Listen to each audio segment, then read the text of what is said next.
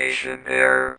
Welcome to episode 89 of the Communication Air podcast, the community patch notes episode of pricing in video games. Yeah, I didn't mess it up that time.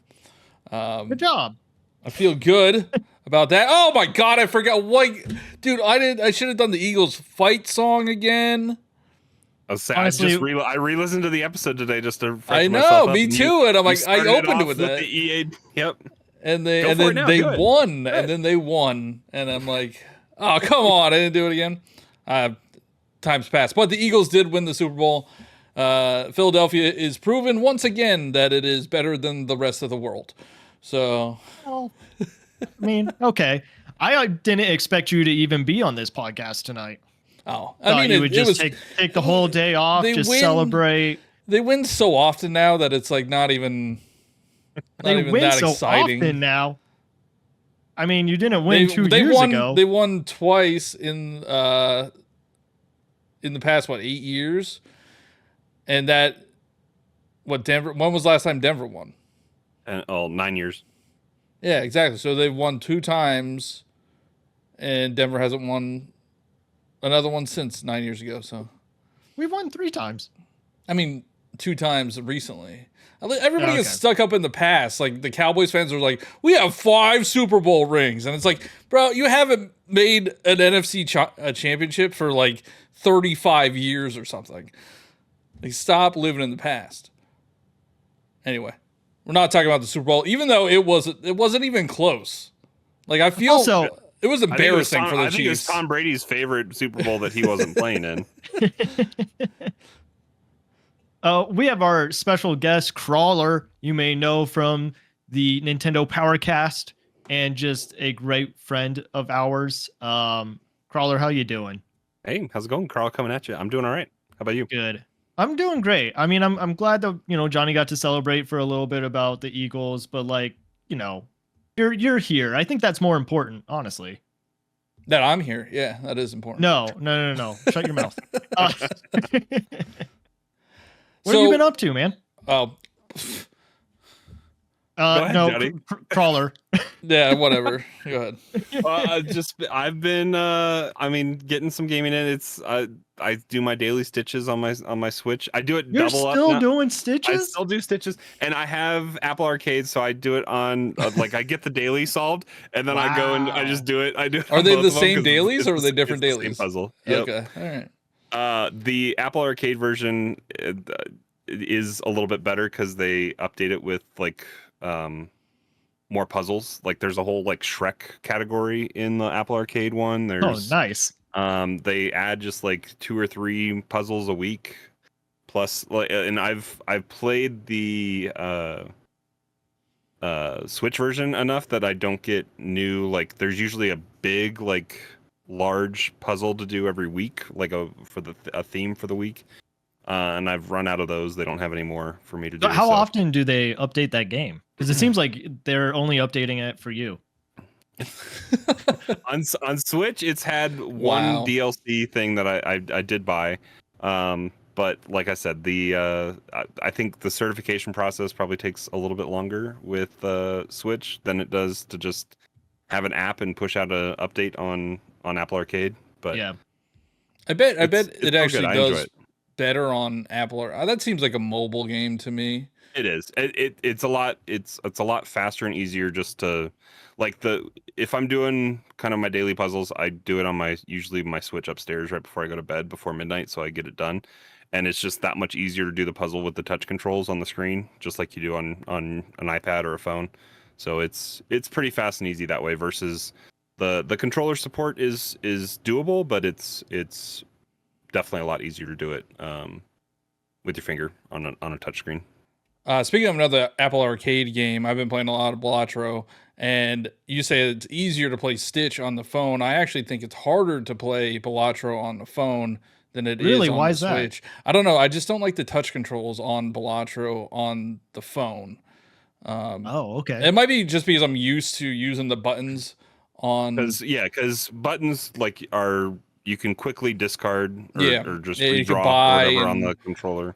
Instead of having to drag and It's just I think it's quicker with button controls. I could see that. I've only played on mobile, so like for me, it feels like a mobile game more than a like console game. I mean, it definitely feels like a mobile game. I just think it's easier to control with buttons. Yeah.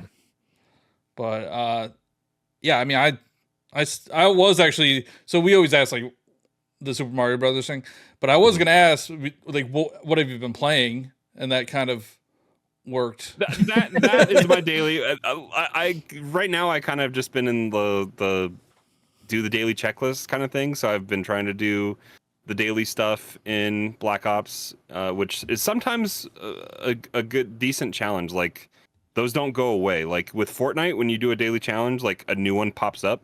So like if you get 2 out of the 3 done and you don't like the third one, you usually get 2 other ones in Fortnite that you can do. And Black Ops, like today I had to get 3 kills with C4.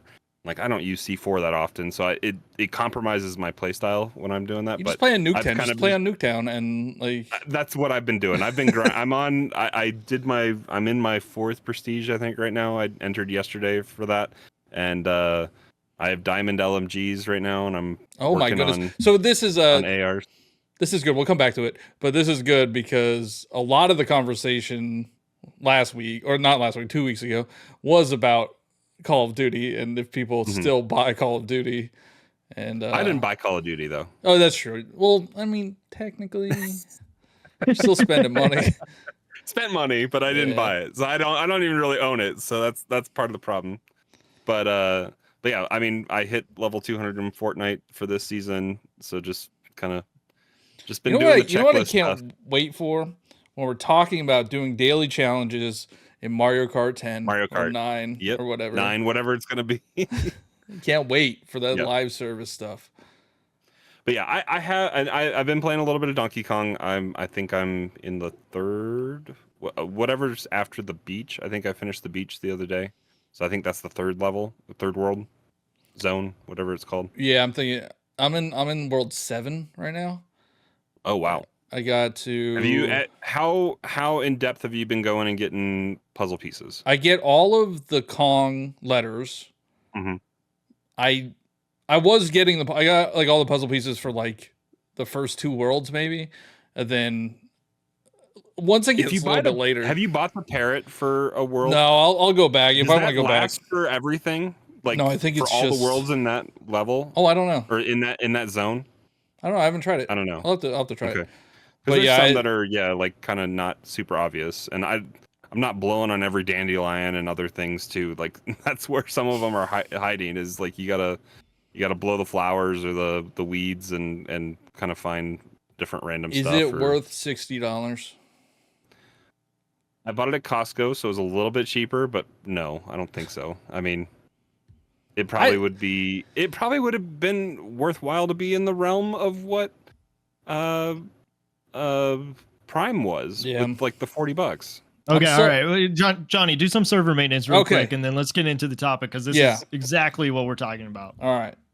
So leave a 5-star review on Apple, Spotify, subscribe on YouTube, follow us on Twitter, TikTok, Instagram. Also follow me personally, Johnny Bo, everywhere: Twitter, Twitch, Instagram, YouTube, TikTok, and the Nintendo Powercast. Hopefully do some more shows soon.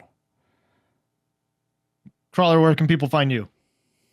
Best spots are TikTok, Twitter. I have a Blue Sky. Twitter is not fun to be on that much anymore. So TikTok is probably the best spot. I haven't made new content in a while, but there is stuff there. So yeah, TikTok, Twitter, Blue Sky. Those are the best spots. And you can follow the Powercast when we do it. Yeah, you can follow me on TikTok, Twitter, Instagram, Blue Sky, CheezyC64, CheezyC64, and the Nintendo Powercast. I also want to give a shout out to the Drip and G podcast. I don't know if you guys listen to them. Sometimes, yeah. Sometimes. I think you lied, but I won't tell them. I don't want to hurt their feelings. But they throw shade at me like all the time. As they should. You're just living rent free, Johnny. I know, I'm living rent free. Like at least they're thinking about me, right? That's the. Well, I mean, you you gave it to them pretty hard this year in fantasy, right? Didn't you? Oh Win yeah, in sure. there? I won their league, so yeah, they're just salty about that. But I don't know. They mentioned something about me and my 3D Mario takes, and I'm just I don't know. I don't even know what this is about. Just go listen to them, tell them that they're wrong. Just about Johnny. That's all he wanted to say. Yeah, I'm just saying that I am being mentioned on other podcasts. My God. All right, Crawler. So you listened to our episode and asked if we had a guest because you said that there were some things that what we were talking about was somewhat correct, but also not. And I'm very curious to hear what your thoughts were about the episode and where Johnny went wrong. Yeah, I said, I'm going back to my statement or my comment here. I said, I think both of you had some valid points, but are both wrong when it comes to how pricing will go for next gen. I think a lot of kind of the drive for the episode, I think, came from you guys talked about the article and the potential price point for GTA 6, right? Yep, not 7. Yeah. I mean, if they go straight to 7 and they skip 6, I think people are going to be pretty upset about that. Mario Kart, you don't know what number they're going to do. So I guess that's true. Yeah. I think GTA can probably price it however they want, and I think it would be similar to the fact that we have Tears of the Kingdom that was this one random game that cost 70 in an ecosystem that had never done that before. I think it's the sales numbers. I own 2 copies of GTA 5. I think I only own 2 copies. I'm trying to think if I only own. Also, shout out to Jeff Troyvania in the Discord. I think he said he's not going to buy GTA 6, and then maybe somebody else. But I think I bought it twice. I bought it on 360 and I bought it on Xbox One. I think it was free at one point on, like, you could just claim it on Rockstar's launcher, I think, at one point. I think I have it on PC, and maybe it came to PlayStation Plus as a game to claim. I don't even remember. It's been out for so long now. Who knows? So I might have it on multiple. It's like Hollow Knight. I have it probably everywhere. But I've only bought it twice, I think. So it's there, but the amount of money that they have made in that game post-launch is astounding. I don't even know what, we could probably look up the stats of what they've sold in shark cards, but they've made money in that game well over what they had to put into it. I'm curious as to how that game is going to launch, if it's going to have online at the beginning. A lot of PC players are planning on not being able to play the game for a year, and it'll take as long as it takes to get it out on PC, which has been the MO for a while. But whatever that game sells for, I think the rest of the industry cannot look at that and be like, oh, that's a good barometer for where the market is for video games, because Ubisoft is about to be out of business. I mean, they are skeptical. they are living and dying on the launch. What, next month? Next month. We'll see in a month. Now it's March. The launch of what? Assassin's Creed. Oh my God! Yeah, there's been like no advertising on that. I feel like there's been a lot of advertising. I feel like they're over advertising that game. But there was no video game ads yesterday. I feel like I feel like there used to be in years past. It's 8 million. It's 8 million for 30 seconds though. So it's crazy. Yeah. So I mean, money better spent probably on YouTube targeted ads and stuff like that. But there aren't any games that are kind of crossing that zeitgeist, I guess, just to be in. I'm actually, if GTA 6 was closer, like if we knew the release date, oh, for sure, they would have had an ad. It'll be, if it's ready by June, it'll be in the NBA Finals probably. Yeah, if they're ready to show more. Yeah. But even those games don't do great with viewer numbers on who's watching it. So it's probably, again, money better spent on targeted ads. We all live in our own little bubbles, and you see what you see, because algorithms have decided what is beneficial for them to. I'm probably gonna get a put in bunch of front of you. GTA ads now because I've been saying GTA, and my phone's like, "Oh, you want to see GTA So- stuff, huh?" So I mean, I think when you guys were kind of holding a lens up to GTA and what the kind of industry is going to move towards, that's not the barometer that they can use. Even Call of Duty, like you guys were talking about, like Microsoft doesn't really care what it sells. They want players. So I don't know what this. I think have they released some numbers for what they've sold on PC or PlayStation that people actually had to buy it. I don't know. Yeah, I don't know if that's. And is it on? I'm assuming it's on Steam. It's not just through Microsoft Store. Yeah, I think it's on Steam. I think it's on Steam. Yeah. So I mean, there's no way to know. No way to know. They're not, especially Microsoft. Microsoft doesn't release numbers that much anymore.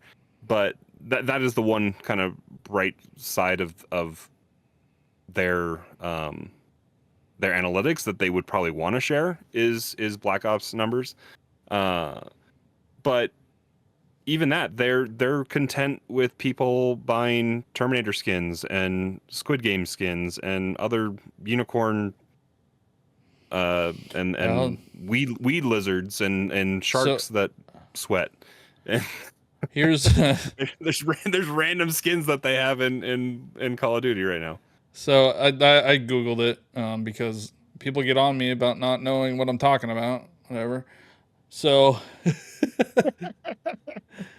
Call of Duty Black Ops 6 was the best-selling PlayStation 5 game in North America in December. Oh wow. So it doesn't have actual units, and that's just PlayStation 5. You can't really. It says Black Ops 6 becomes biggest release in franchise history, which I'm assuming since people have Game Pass, so more people probably were able to at least download it. Well, people were upset that it wasn't nominated for Game of the Year, right? Oh, I don't know. I mean, I thought it was pretty good. I thought it could have been good enough to be Game of the Year. Yeah.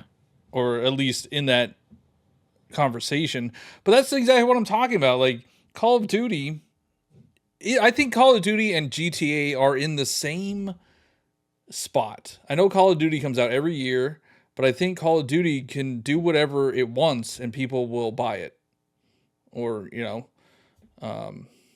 I just... Or pay for a subscription service to then have access to it. I mean, yeah, exactly. And that's what they, yeah.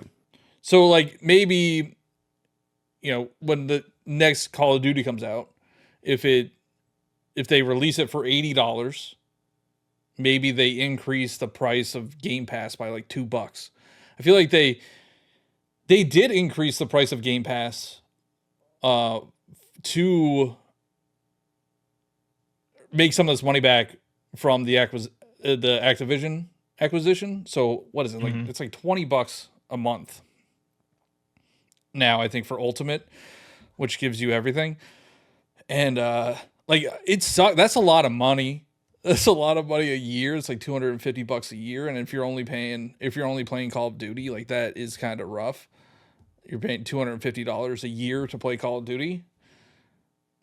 But I just think people will do it. Like it's Call of Duty, GTA, Madden, all those big name like casual games. They will be okay. It's just these other titles that are not these big names. Like I even think Nintendo could get away with it.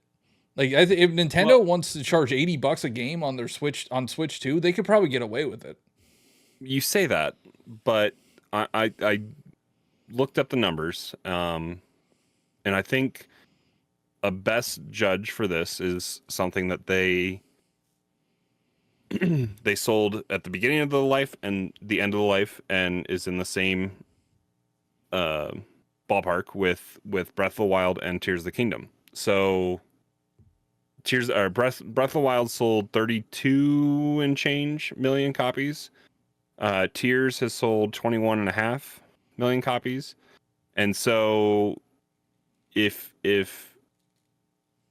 price was the deciding factor on that, if people were turned off by $70 and if 60 was making it worthwhile, they lost out on over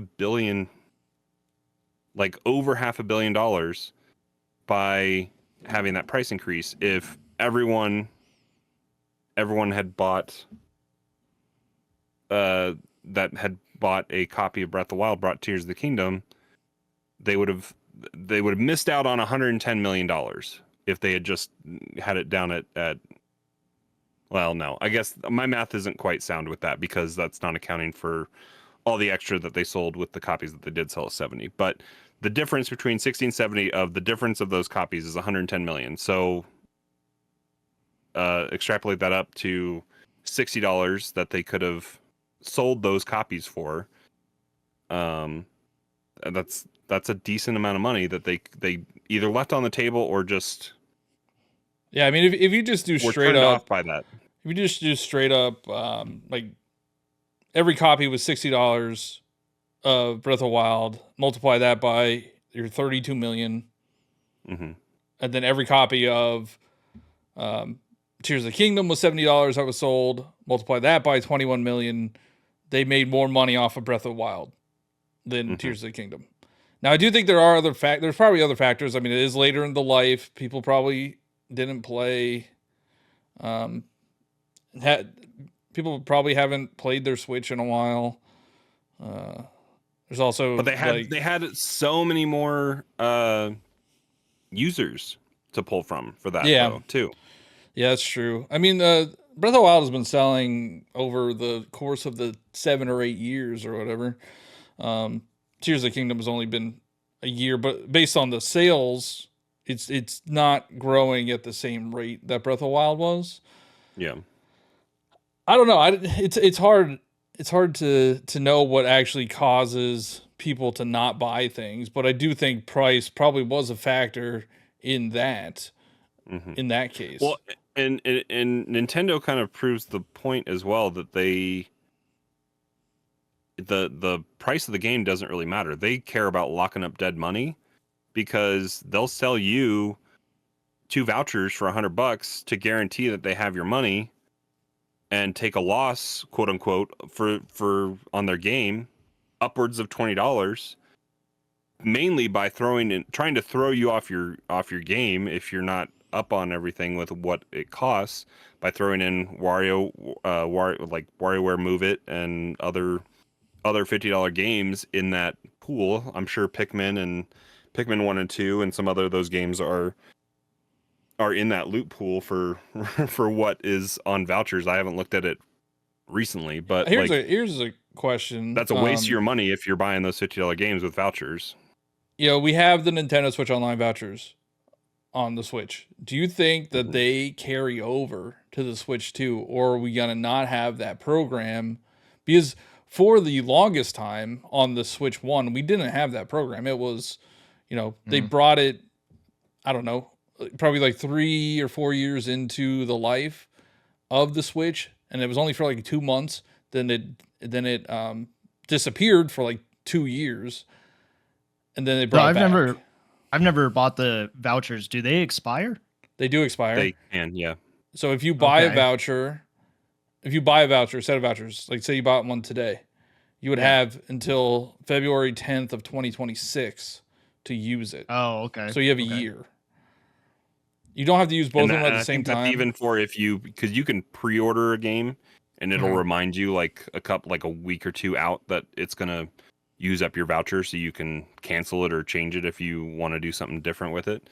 Okay. But you still have to use it by that threshold. I don't think they bring it to the Switch 2, at least not right away. Like I think it's going to, maybe they take a couple years to bring it to the Switch 2. It's a matter of what the overhead is to print the cart, package it up, ship it, get it in. There's no tariffs on a digital good. So, I mean, not that we did mention that a little bit about tariffs. last week. I mean, we don't know what's going to happen. Prime Minister of Japan was just in the Oval Office the other day, so I think Japan is in good standing with the U.S. right now. And it also seems, but it's Taiwan with their chips. Yeah, we don't know. I don't know how that all works. If stuff is compiled, like if stuff is bought by another country and then built somewhere, but then exported out, like, because is everything exported for Nintendo out of Japan, or are they making stuff in Taiwan or China or anything? So I mean, I think the Switch is made in China, isn't it? Well, okay, so I do know that a lot of chips come from Taiwan, and that's not even just the consoles. That's also our phones. It's like microwaves. It's like whatever uses a celluloid. You can't say it's chip. Just made in China. Oh, it does say it on there? Yeah, I don't know about the chip though.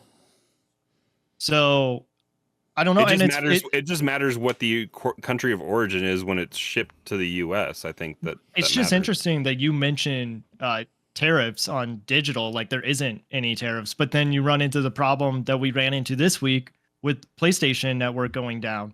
So yeah, but but it didn't even matter. If you had a physical game, you couldn't play most of the physical games. Yeah, even if you had the current consoles are very stupid if they don't have internet and they barely do anything. I'm just saying, physical or digital. Like, just for the sake of this conversation, you brought up digital having like it doesn't have tariffs. It's like, what is the answer? You know, you're kind of screwed either way. Yeah, I mean, we won't know, and we don't know if the tariffs ever go in because he kind of. I feel like he's using them as like a bargaining tool, and they aren't actually going to come into effect. But the Chinese ones did go into effect this last week. Okay, yeah. So we might see. We don't know how much this console is going to cost. Like we don't know. I mean, there's rumors right now that it's going to be $399. But like if these tariffs come in, it could go up to $450, $500. Like. Gonna see Americans going up to Canada to buy their consoles. And then you have to pay to bring them back or something. I don't know. Well, no, I mean Canada's about to be the 51st state. So sorry, no politics. No, but yeah, I mean the tariff thing is very interesting because we don't know what it's going to do. We have no idea.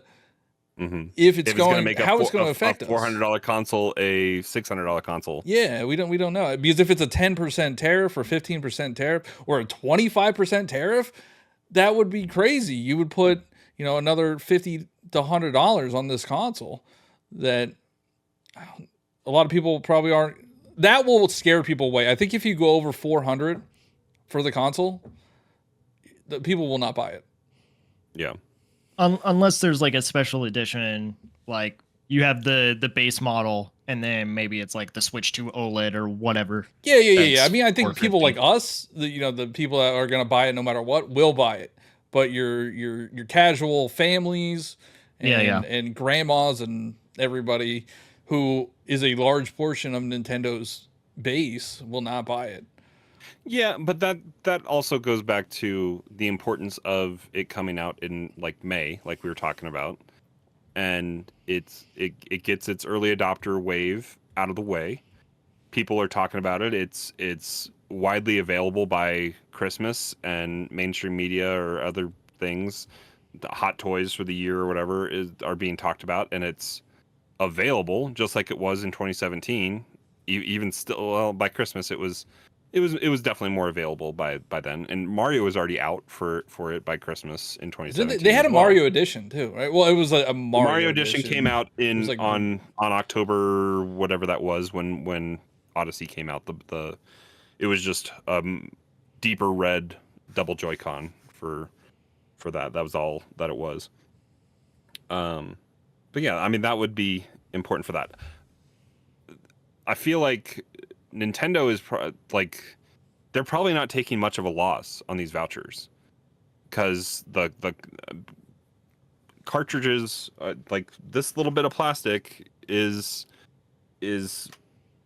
got a tax on it. That's why we're just paying. Have a loose cartridge. Why do you just have a loose cartridge? I mean, I got a whole There's a whole bunch of games right there. I mean, I don't. My Switch is right there. I don't even know what that one. That was Dead Cells, I think. I did that to get 100 platinum points the other day. I mean, I've been buying physical games. I don't know. I've been buying physical stuff this year. I got a bunch of Wii U games. I got a bunch of Wii games. But I went to Best Buy over the weekend, and Bayonetta and what's the Origins one? Bayonetta. Origin, And the Lost Demon. What is it? Yeah, Cereza and the Lost Demon. Yeah, it was on sale for $25, so I couldn't pass that up. I saw Wario64 tweeting out about Target having deep discounts. Having a bunch of deep discounts on like clearance stuff. So go to your local Targets, check out Xenoblade 3. If you can find Xenoblade 3 for $17, definitely buy it. It's worth it. Or just leave it factory sealed and it'll be worth more later. Anyway, yeah. So no, I agree. I think the vouchers, I assume that they make more money on digital sales than they do on physical sales. At least Nintendo. Like third parties that sell on Nintendo might not, because they still have to pay the shop fee. But I don't know what Nintendo's is. It's probably like 30%. But yeah, I mean, I like the vouchers. I think the vouchers are a really good deal if you buy digital. And I hope they don't go away for Switch 2, but I think they probably will, just because we didn't have them during the Switch 1's entire life cycle. Like they came later. I feel like Nintendo is the last holdout on, and not Nintendo proper. Nintendo fans are the last holdout for physical cartridges. I know Cheesy and I default to that. I only default to that on Switch. Everything else, Xbox, I don't own any of the games I have on Xbox because You're renting games. I'm renting games. PlayStation, I have like a handful of physical ones from PS4 era, but like anything I think that has been PS5, I've just bought digitally. It doesn't save you any, like Nintendo, it saves you space on your hard drive. The other two consoles, it does not save you space. You have to install the exact same thing, and it's a different file. So even if you were to have a physical game, because I have Final Fantasy VII Remake for PS4, I have it physical, and even if I have the digital version of it, which I do, it was a different file. You had to download something weird. Different. Did the save files convert? The save files convert? Yes. PlayStation is not as eloquent as Xbox is when it comes to cloud saves on some stuff, but for that it was fine. But yeah, it's not eloquent, and it doesn't save you space. So, and I got tired of just taking a disc out and swapping it out and that kind of stuff. So on the two other consoles, I've done that. I've double dipped on a few things that my kids are playing on Switch. Even though I don't need to, I just like to have the physical as kind of a backup. Like Splatoon, I think I opened my Splatoon 3, but I didn't need to because I have it digitally. They can play it on the Switch over there. I can still play it on mine, and we can play it at the same time because it's their Switch is my home Switch. Like my main profile lives on their Switch, and then my Switch that's my daily player has to check with the internet each time I want to play a game. So that's the biggest thing I'm kind of worried about going into Switch 2 is how that's going to work with game share. They need to come up with something that works for families, because they're gonna make you buy it more than once. That's what they're gonna do. That's kind of what I'm like. That's why I like kind of still default to the physical, so that it's there as a backup if I need it. Yeah, what Cheesy was mentioning about how Nintendo cares about kids spending money, and like they have these weird things in place where you can't only buy one copy digitally and everybody gets to use it. Yeah, I think we talked about it a little bit on Powercast a couple weeks ago. If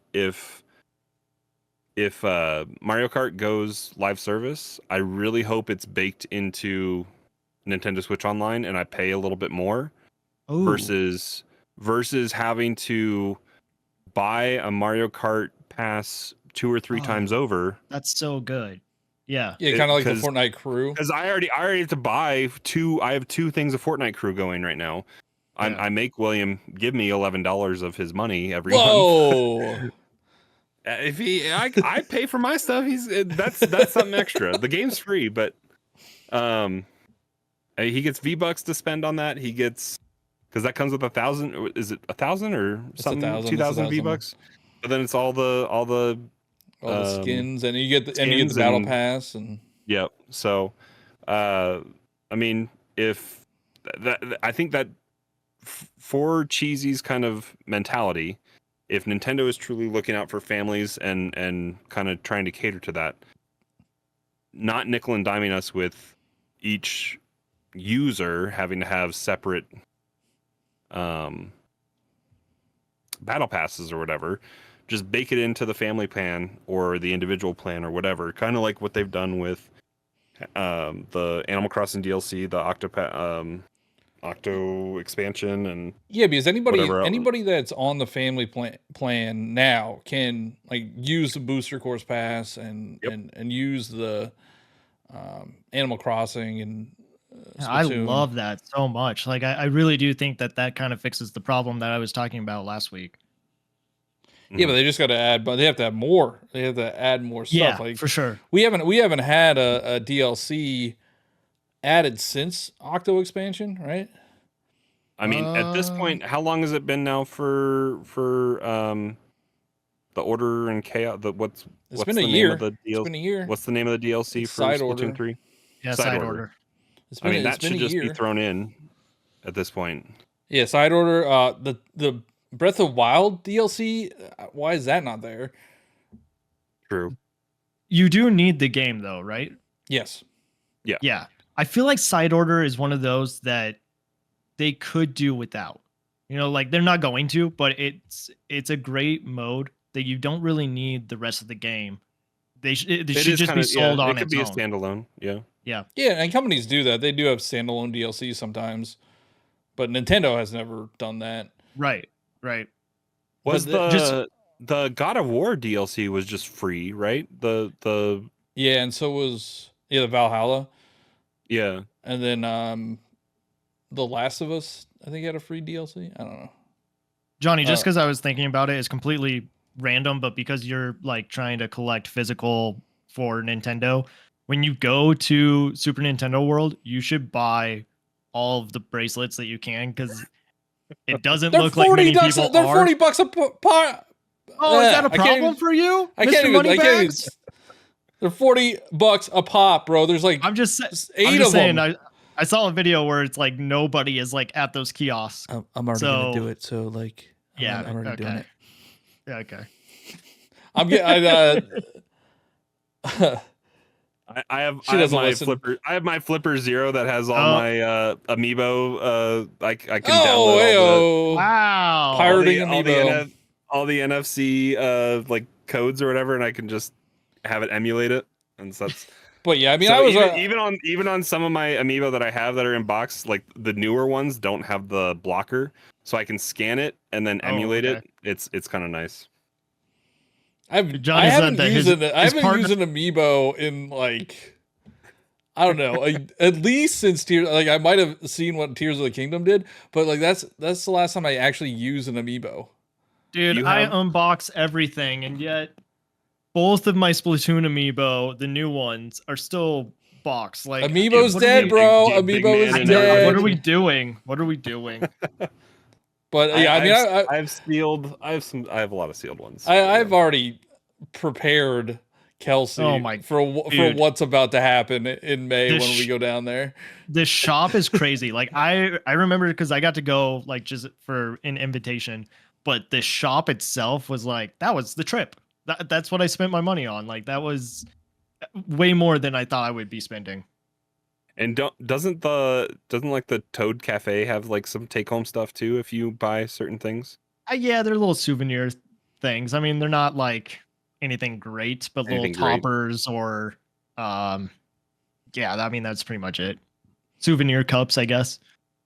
I mean, I've been buying a lot of games recently, but it's a lot of Wii games and Wii U games, and they're super cheap. Like they are not expensive. The Wii U games are probably like $10-15 each.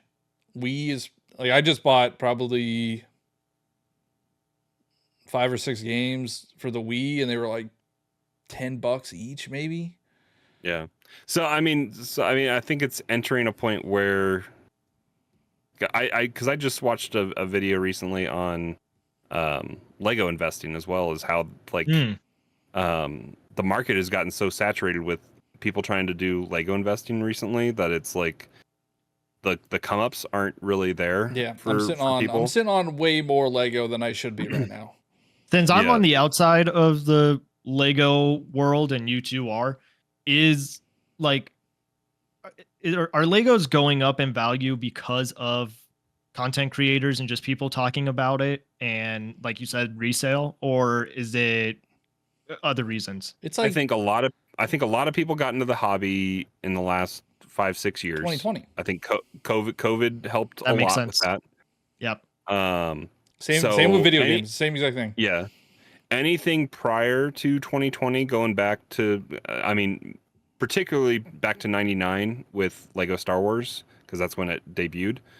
A lot of those can be very expensive. Like there's a Cloud City Boba Fett that goes for like $2,000, just the minifigure. Wow. Like, and then there's other rare ones that were part of like promotions that there's like a solid gold C3PO. And then there's just chrome plated C3PO that still goes for a lot of money. So it's a lot of newer people in the space that are then trying to capture some of those white whales that are, because Lego creates its own scarcity. Stuff is only on the shelf for a year to kind of 3 years max, unless it's the 2017 UCS Millennium Falcon that's been on the shelf for way too long. Supposed to retire again. Supposedly. But yeah, it's a lot of just people that have got into the space that are then trying to chase the more rare older stuff, and people thinking that the newer stuff that is then retiring can potentially pay off, and it's more misses than it is hits on a lot of those. So Lego creates its own scarcity, which helps, but like a lot of it is overpriced. Kind of, I was going to make this analogy for video games as well. It's like Ubisoft has stuff come out and you know to wait for a discount. Like Right. I have a wish list of Lego Star Wars sets and Harry Potter sets and other stuff that I don't absolutely need right now. But like if it comes to a good enough deal that I see it for 20-30% off, then yeah, maybe. Or you also take advantage of like they give money back on their website. There's Rakuten giving 10% right now. So it's like there's times to strike when if it's something you're going to buy already and take advantage of it. But that's the same analogy that we have with like Ubisoft games. Like I still haven't bought Outlaws. I want to play it, but it's also still been only like they didn't discount it as deep as I thought it was going to be discounted this like Black Friday area and Christmas, New Year's time. And so I still haven't bought it, even though it was down to like 35. It probably is still around 35. But I'm at this point, I'm almost like waiting for it just to be on Game Pass or PlayStation Plus, like free game of the month.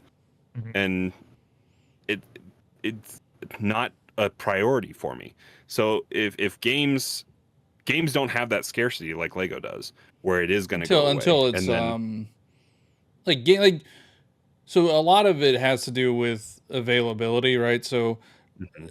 so Lego, they retire sets or they stop making sets like like every 2 years. I would say a set is a year and a half to 2 years is how long a normal set lasts, and then they stop making it. And then, you know, for example, there's a helmet. It's a TIE fighter pilot helmet that retired 2-3 years ago now. And I paid $200 for it. yeah, it was normally 50 or whatever. 50 or 60. So it people wanted it, so it increased the value. It's basic economics. You increase demand, and there's not enough supply, the price goes up. You know what I mean? It's the same with like GameCube. I've been trying to get GameCube games. They didn't make as many of those games because not as many people bought those games, so now they're harder to find. And you know, there's not like the Pokemon games on GameCube. Not many people are selling them, so the value is high. It's like $250. Or even Pokemon games in general on Pokemon games Game Boy or But like games from the Switch era, I don't think are gonna do that. Maybe games like 3D All Stars, because that was limited to a year. Actually, Troll and I and stuff, like weird random ones are gonna. Actually, 3D All Stars right now is. I think I saw it for like $100. Normally 60. So. That is not worth $100. Yeah, no, but it's like the principle of it, I guess. Sure. It's like it's the rarity, the scarcity of it that caused it to go up in value. And I think that was part of Nintendo trying that out. Like they maybe they wanted to do it again, and then they're like, ah. Well, so, I mean, they did it with Fire Emblem, and then was there anything else that they did that with? Well, I mean, they had Mario 35, but that wasn't like a physical release. Yeah. But like, do you see them doing that with Switch 2? I don't think they would do something like that again. Like if we have this direct in April and they come out with a Mario 40, and then they have another 3D All Stars that includes Super Mario Galaxy 2 and like maybe Super Mario Land, and then they only sell it for a year. Like I don't think that's going to happen again. I think that was once. I hope it does happen. Like I hope it doesn't. Well, I hope they release it, and then they don't limit that one, because that would just cause the other 3D All Stars to go up in value, because it's like it's different. Like it's weird. Those 3D All Stars are out there, but like if you look at the values of games, like the GameCube ones, Player's Choice games are less valuable. Yeah. Just for having Player's Choice on there. Like the Metroid, there's a Metroid version where it doesn't have Metroid Prime 2 demo disc. There's a version that has Metroid Prime 2 demo disc. They're two different values. Which one is more? Because I have the one with the demo. I think it's the one with the demo disc is more. Let's go. But it's like I'm even just looking at like I have not opened my Tears of the Kingdom Collector's Edition. Like, and I'm looking at it on like eBay right now. It's like $200. What did we even pay for that? I don't even remember. I think it's $150 retail. Okay, so I mean, the granted, it hasn't been that long, but the come up on that is only $50 right now, maybe 75. Yeah, I mean, investing, like, that's a whole different conversation. It's not. Sometimes it's more beneficial just to buy it if you have it and then sell it like immediately, because the scarcity well, you'll be a scalper then. Yeah, true. True. Yeah, because I have the fancy edition of the Pixel remasters for Final Fantasy with like the book and everything from. I think I bought it from Square Enix, but like I think people were selling. I think that was like $200 or $300. I don't remember what it was. That game's like, overpriced as is. Isn't it like 90? Wasn't it like 90? Well, because I bought it on Play Asia as well. I have just like the regular, just the game without the book and stuff, and that was like 75, I think. But that was 6 games redone. I think scalping would actually be a fun topic to talk about. Ooh, yeah. Because I mean, it might be relevant with. Well, I mean, it is relevant with the Switch too, and then also Pokemon cards right now.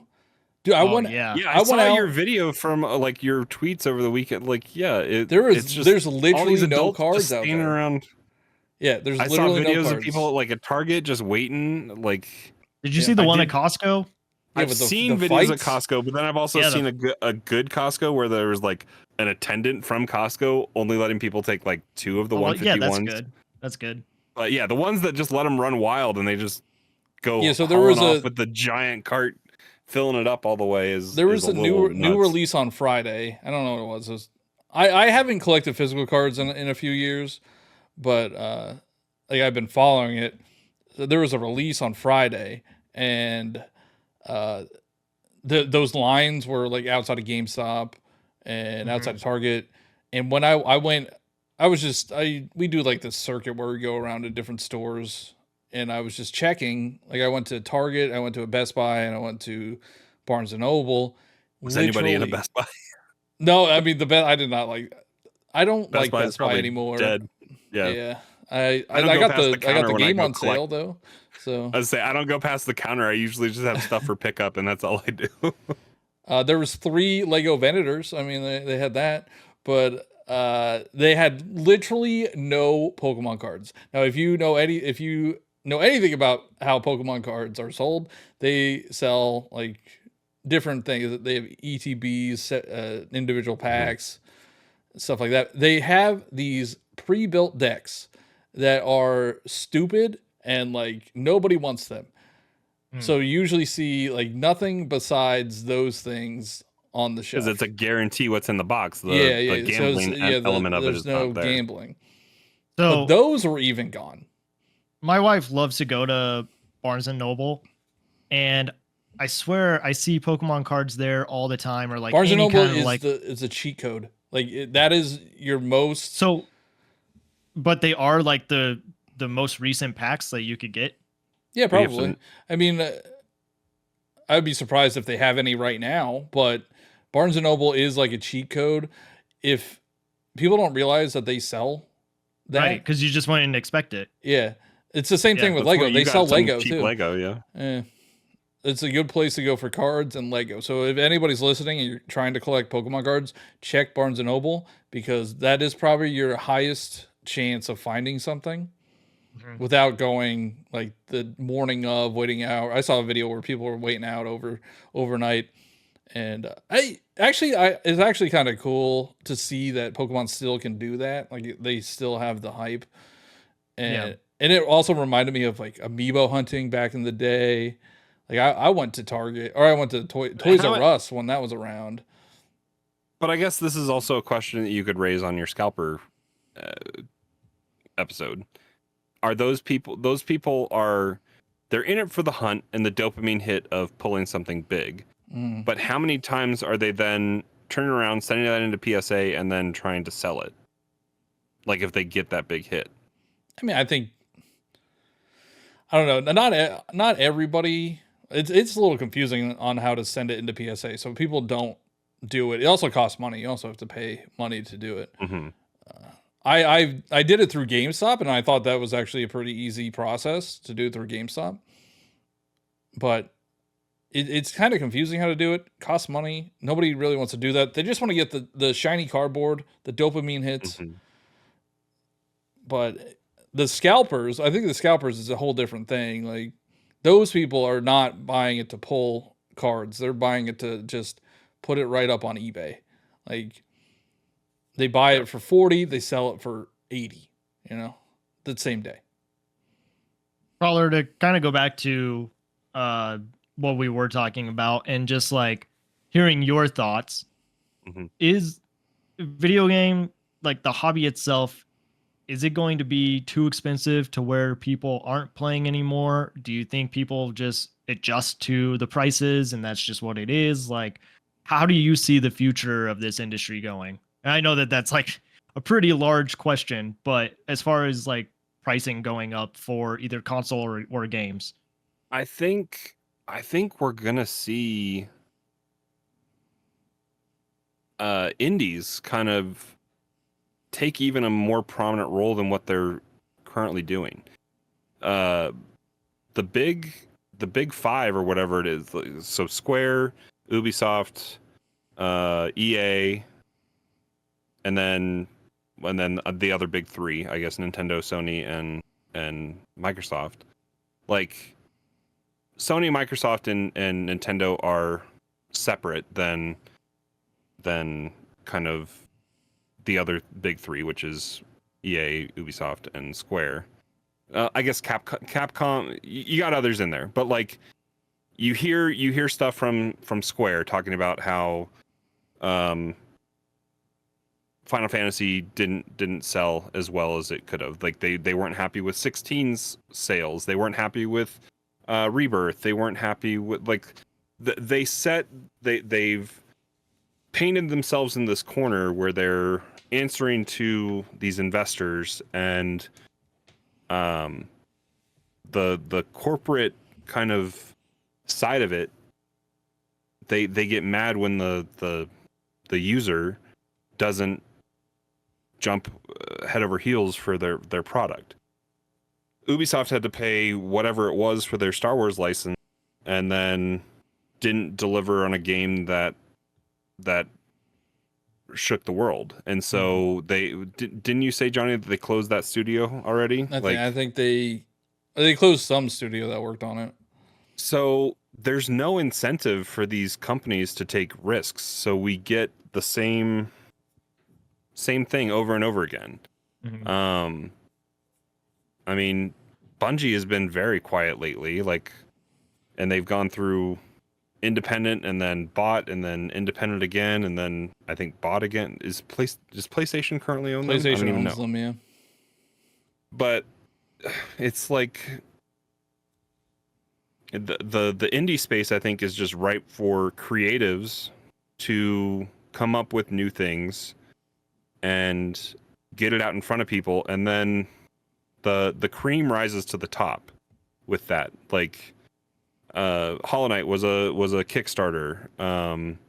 We had Stardew Valley was just a person that really enjoyed the Harvest Moon and farming sim type stuff, and now he has he has a new game coming out, right? It's like the Chocolatier or something like that. Oh, okay. I didn't know that.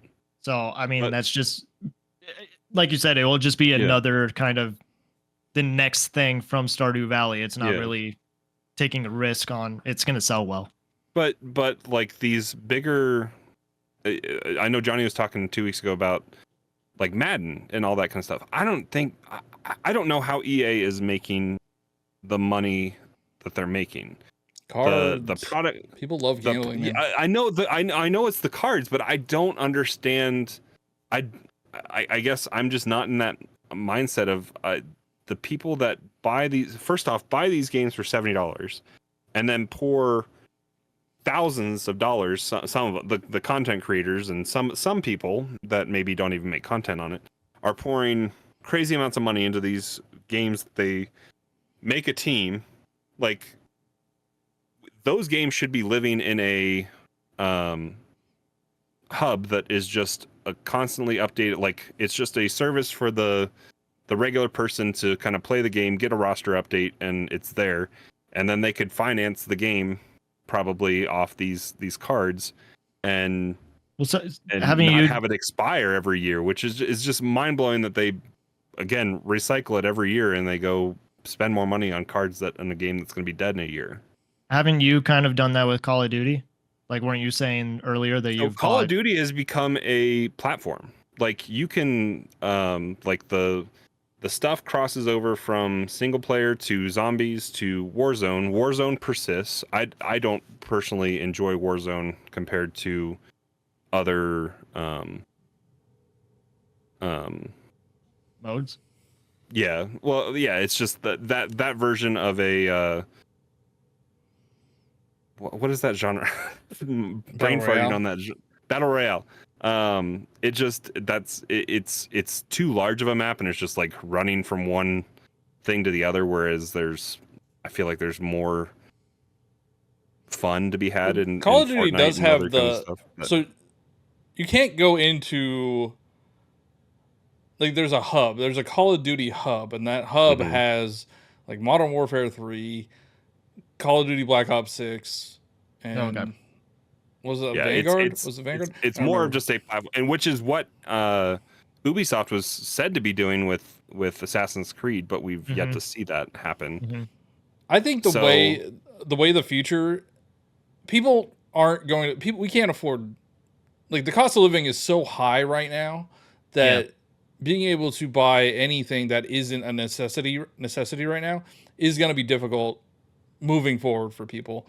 And I think we're going to see more subscription. We already have a bunch of subscription services for gaming. Like EA has a subscription service, which I think is built into Ubisoft does too. Yeah, Ubisoft does too. I think EA is built into Game Pass. If I'm You get EA EA Play. The base, there's a base version of it. There is a more premium version that you can buy that you get like early access to their games and more of the games, but there are some of the older titles that are just baked in as part of Game Pass. But I think that's where we're headed. We're going to get more subscription based services so that people aren't going to buy 10 games a year or 20 games a year. They're going to buy one or two. But if they get if they could get a subscription for $20 a month from everybody, that would be much more profitable, probably. Yeah. And I mean, this goes back, I think, to my time with like Destiny and what games have kind of evolved from that kind of weekly update, daily check-in kind of game that came about definitely around the time Fortnite was rising and Destiny and all that kind of stuff. They have this price model where, because we were talking about like old games back in the day as well, like being Nintendo 64 games were $60. Oh yeah, I forgot that. Adjusted for inflation. I don't even know what the inflation adjuster is, but it's like $100-something for that game. But like that game, presumably back then it shipped ready to go, like no updates. It was there. It was complete in the box. That's what you got. That's what you paid for. Now anymore, first off, you have to patch the game because it goes gold well before the final version is ready. And then a lot of times, because 2003, when was Horse Armor? Whenever that changed the game. It was Oblivion, so it was probably like 04, 05, I think. Okay.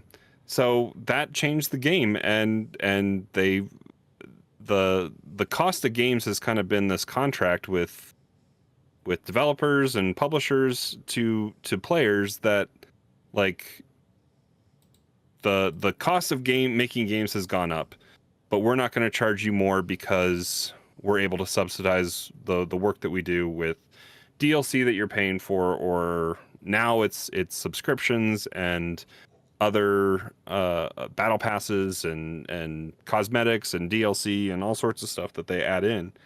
But if GTA 6 is going to be $80-$90 or whatever it is, and then they're still charging you $110 for 26,000 shark points or whatever it is, whatever that conversion rate is that never equals out to anything that you actually want to buy. That's on purpose. So you have again dead money in a game, which is kind of that whole point of the vouchers that we were talking about.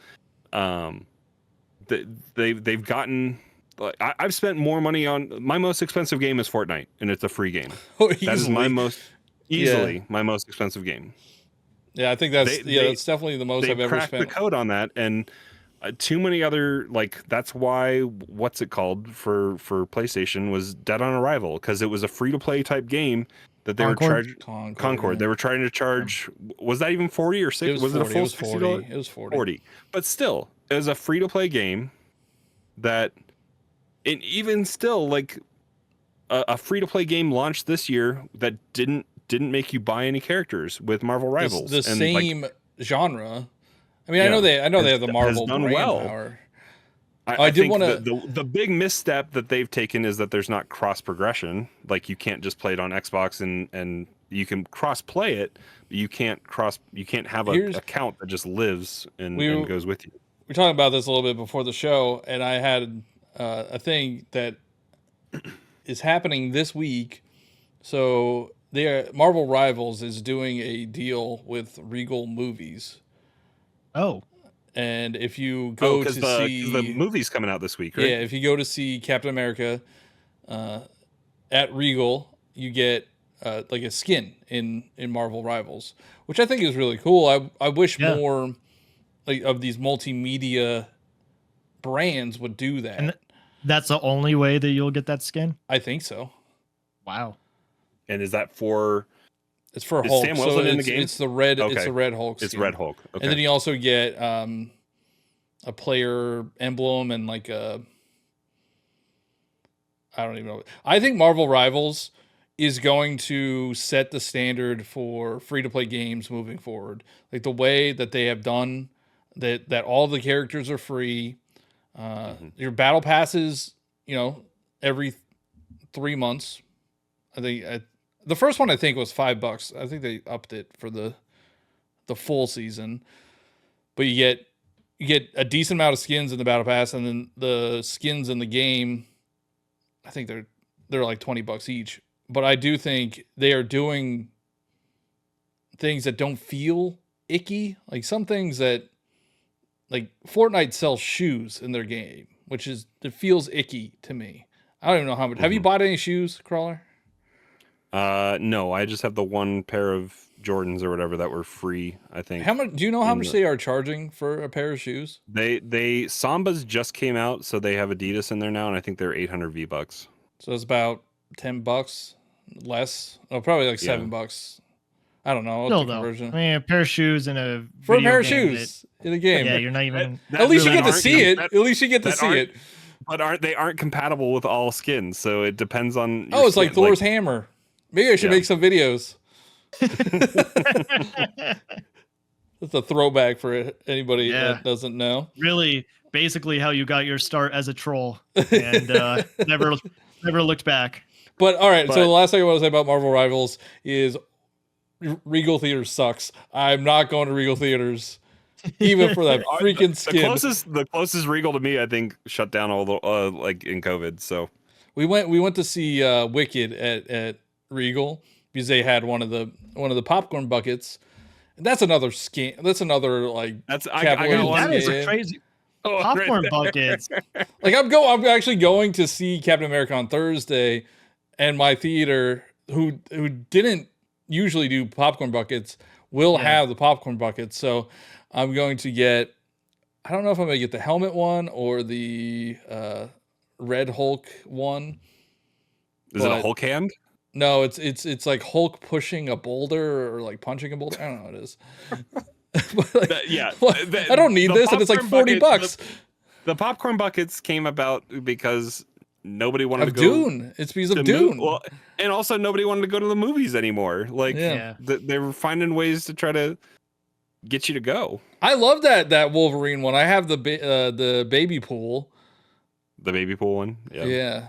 I think the only popcorn bucket I have is the one from the Mario movie. That's just the question block. That's actually probably pretty. Now I'm excited for. Hopefully they have popcorn buckets for Mario too. Zelda and Zelda. And Zelda. And then I have the. That could be a Hylian shield. I would buy that one. Oh yeah. That'd be cool. And then I have like a star popcorn bucket from Super Nintendo World. I think that's where it came from. It came from the theme parks and it bled over into movie theaters. Well, because of Figment, I think that was the big first popcorn bucket that that's started a cool to, bucket. I do like Figment bucket. I'm a Figment fan.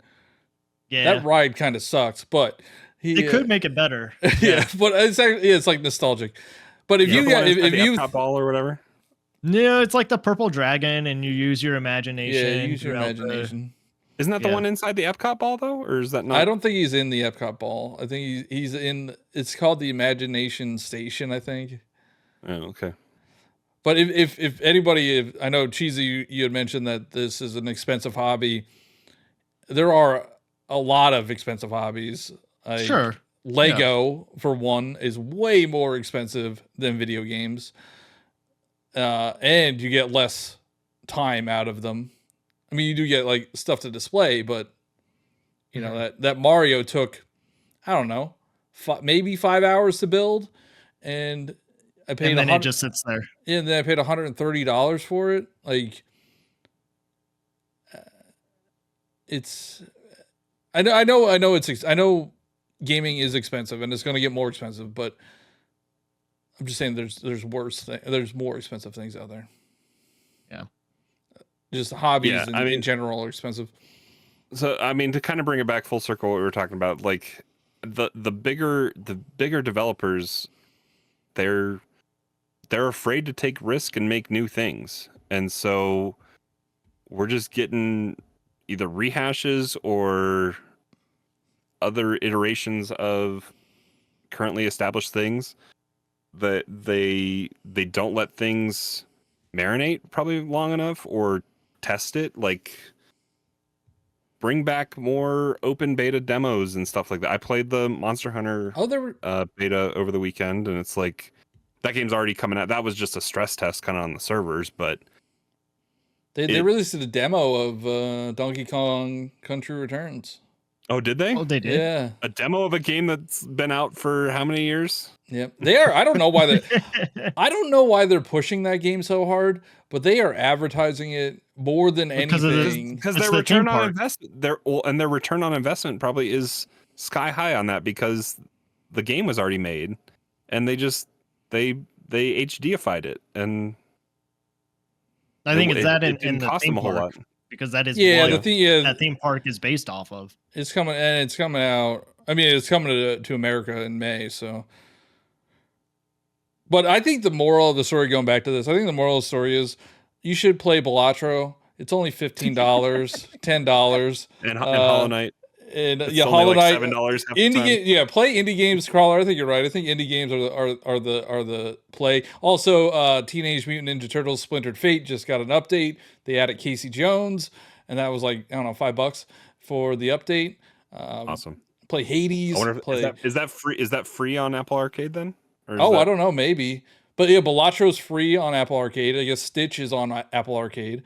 So there are ways you could play games without spending a ton of money. Indie games are a big one. Free to play games. To go back to your point, you brought up like Apple Arcade. That's just another subscription service. Yeah. Which I don't know why I have it. I feel like I canceled my Spotify and just went with Apple Music, so I could do Apple One for about the same price that I was paying for Spotify, and so I get Apple Arcade with it. So it's like why I did I'm not sure. What is the plan? Because I also have Apple Music, Apple Arcade, and Apple TV Plus. I feel like they all should be combined into Apple, one. It's Apple One or whatever. That's like the base Apple One, and then there's like upgraded one that has like fitness and something else, I think, with like data or like it's more of a productivity app, I think. I'm not sure. Gotcha. But yeah, I don't know why. A base one, and I think because I was already paying whatever it was, $15 for Apple TV, and I was paying $21 or whatever for for Spotify, and it's like I need to check my subscriptions and see what I'm paying, because I have Apple or whatever. Get that Rocket. Get that ad. Get that ad. Not episode sponsored. Is brought to you by Rocket Money. Not sponsored. I just like those commercials because they make it seem like it's like on the spot, and it's like, okay, this is obviously scripted. How many subscriptions do you have? You have 3 Netflixes. Like, I doubt that. Subscribe to Rocket Money to find out how many subscriptions you have. But yeah. But we're an hour and 15 minutes in. The creatives will be in indie games, so keep your ear to the ground for that. And there's some cool stuff coming out.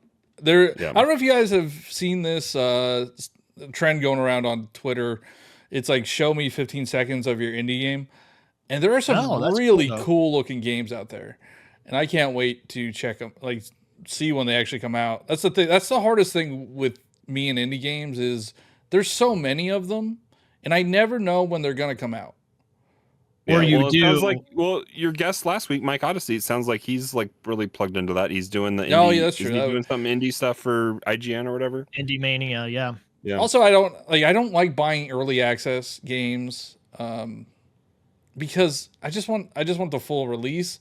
It's just that's how I feel about Hades too. Like, we don't have a release date for that. yet, right? I bought that in early access, and I was playing it for a bit, and then they updated it and they changed a bunch of things. I'm like, why would I don't want to play this if it's just going to update every couple weeks. I feel like I saw people talking about it for like a day or two, and then the conversation just dropped because it's not the full release. Yeah, they're like, I don't want to put all this time into something if I'm gonna have to then it's gonna be something different, and it's just crowdsourcing. Yeah, I mean, I get it that you're funding the development, which I'm fine with that too. Maybe if I want to support the game, maybe I'll get the early access. Because if you buy it in early access, you still get the full release. Like, you don't have to pay anything extra. Yeah. I'm a Kickstarter backer for a game called Crowscorn, which is just like a... Oh, yeah, that's like the Hollow Knight. It's a Hollow Knight kind of clone. Yeah, it's a Hollow Knight like. But like some of the early things that I've got, like there's been like vertical slices to try out for like a boss battle or something like that. But then one of their random things was like a Mario Kart clone called Crow Kart or something like that, and it's just like a little internal thing that they were playing in their office or whatever. That's just like a Mario Kart like, and it's kind of funny that just came out it's just on Steam. So like a lot of the early I ordered it on Switch, so whenever that does come out, I'll get it on Switch. But a lot of the development process stuff is easily distributed through Steam, and that's just where it is. So yeah, I mean, I want to support them. I do enjoy indie games. I want them to thrive. It's just I want to play the full version. I don't want to there's Hyper Light. The sequel to Hyper Light Drifter just came out in early access, and it looks really cool. But I'm not going to play it until it's fully out. I think we've had more episodes come to the conclusion of just play indie games. Yes. And like that should just be the answer for every episode. We had a whole episode about talking about playing indie games, and now So I mean, the only games that we ever bring up on here are indie games. We're not talking about like what other games are even out that we're playing. We're not playing anything that's not an indie game. Yeah, it's true. So after talking about this, I know you both, I think, after the last episode, thought that it was inevitable that game prices were going to go up. Do you think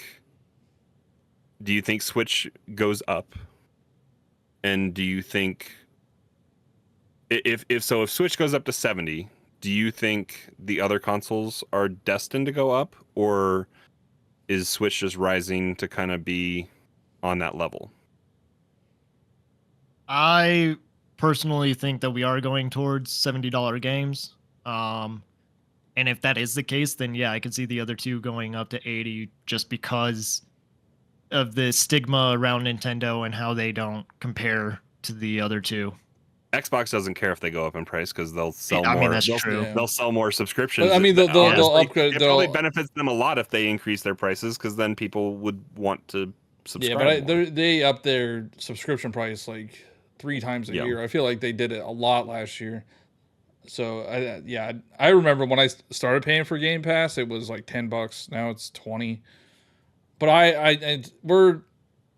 we're inevitably, I think it's always inevitable that it's going to go up. It's just when. And I do think Switch 2 games will be 70. It will be really hard for the other companies to raise the price right now, because we're still in the middle of a generation and a game drought. Yeah, that's true. Yeah. Like there's PlayStation there's no hot seller that can PlayStation has Ghost of Yotai, and that's it this year that we know of. They're getting some a Bethesda title. They're getting Indiana Jones. That's true, and they're getting all the Xbox stuff. They're getting I don't know if they're getting Avowed. They're getting South of Midnight. They're getting Doom. They're getting PlayStation is getting South of Midnight. Yep. Yeah. Xbox is in the business of just putting out games. Yeah. If you want to get it day one and only pay $20 for the month, or $15 or whatever it is. Yeah. Are they really? They're getting Forza Horizon 5. Oh wow. Yeah, that was announced a couple. I wonder what they're going to charge for that because that game's how many years old now? It's probably like 3 or 4 years old. Well, wasn't that also like rumored, or people are speculating that will be on Switch too? Yeah, I think all these games are going to come to Switch. I think a lot. I think a lot of Xbox titles will be on Switch. If the Switch 2 can run it, even if it's not great, it's going to be on there. If did they get Baldur's Gate running well on the Xbox One S? Well, it runs on the Steam S Deck. or whatever. It runs on the Steam Deck. It's fine. Okay. I mean, see, we could have Baldur's Gate on on Switch too. Yeah. Yeah. Anything. So the way I think of it, if it is verified on the deck on Steam Deck, it will be able to be run on the Switch. And like we just had Final Fantasy Rebirth come to Steam, and it is deck verified. So like we're gonna get those games.